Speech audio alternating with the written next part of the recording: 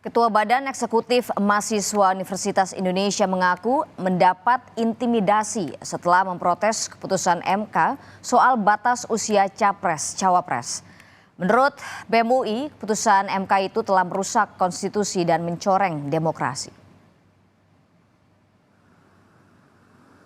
Keputusan Mahkamah Konstitusi soal batas usia Capres-Cawapres yang menjadi karpet merah bagi putra Presiden Joko Widodo, Gibran Rakebuming Raka, untuk menjadi bacawa pres Prabowo Subianto diprotes banyak pihak. Salah satunya dari Badan Eksekutif Mahasiswa BEM UI. Ketua BEM UI Melkisedek Huang mengkritik adanya upaya merusak konstitusi dari kaum muda yang dapat mencoreng demokrasi. Melki juga mengkritik perlunya azas kesetaraan bukan karena privilege anak muda bisa mendapat karpet merah di Pilpres.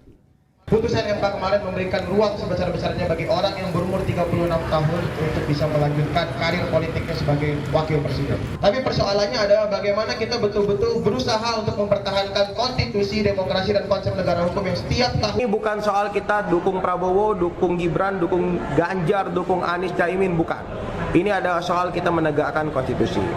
Kalau gerbang kita untuk keamanan kita yang adalah konstitusi sudah ditabrak habis, sudah dihancurkan, sudah diinjak-injak, artinya gerbang pelindung kita di masa depan untuk menjanjikan kebebasan, kesejahteraan, kesetaraan, dan perlindungan maksimal sudah tidak ada lagi. Akibat aksinya ini, Ketua BEM UI Melkisedek Huang mengaku mendapat intimidasi termasuk keluarganya di Pontianak, Kalimantan Barat. Ia menduga intimidasi tersebut berhubungan dengan gerakan mahasiswa soal putusan Mahkamah Konstitusi terkait syarat minimal batas usia Capres-Cawapres. Lalu ibu saya di rumah nelpon, ada orang dari aparat tentara, TNI, dan aparat kepolisian yang datang ke rumah, nanya-nanya ke ibu saya, Melki kira-kira balik ke Pontianak, kampung saya itu kapan? Melki kira-kira kebiasaannya tiap malam ngapain? Ibu tiap malam pulang jam berapa? Guru di sekolah saya di SMA Negeri 1 Pontianak pun ada yang menelpon, katanya menjelang putusan MK ada yang nanya, Melki itu pas di sekolah gimana?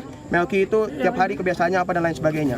Ini bukan soal Melki, tapi banyak juga teman-teman BEM, teman-teman gerakan mahasiswa, teman-teman gerakan rakyat, civil society juga mengalami hal-hal yang sama.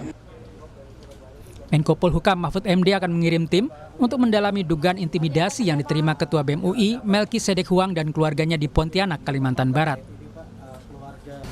Baik Melki maupun orang tuanya harus dilindungi.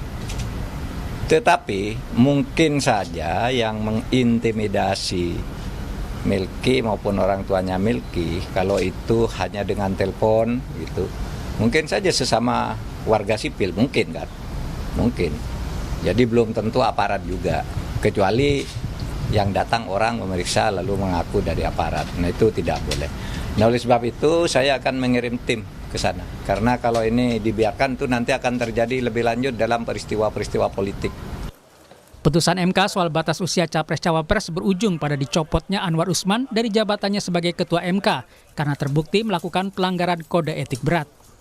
Tim Liputan Kompas TV.